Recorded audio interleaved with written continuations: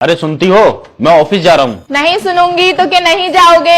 अरे मेरा मतलब है अपना ध्यान रखना। ये ध्यान कौन है? मुझोरी शाम को कर ली, अभी जाने दे। शाम को इनसे मुजोरी करूँ तो दिन में किससे करूँ? अरे तू किस घड़ी में से लेके आया था? ये घड़ी में नहीं, मुझे गाड़ी में लेके आए थे। अरे मेरी माँ चुप जा। लेकिन माँ तो तुम्हारी ये है, इनसे चुपने को कहो। अब तू कौन है जो इतना मुजोरी करती है? मैं तुम्हारी बीवी हूँ। अरे क्यों भेजा गरम कर रही है? लेकिन मैंने तो भेजा बनाया नहीं है। अरे शैतान के औलाद, जाने दे। अगर मैं शैतान की औलाद हूँ तो ये किसकी औलाद है? अब मुजोर की खाला चुप जा।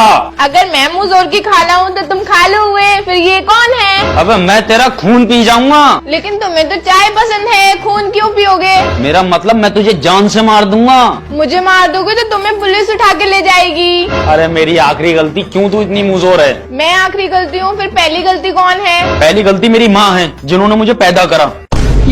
माँ की गलती माफ कर दो।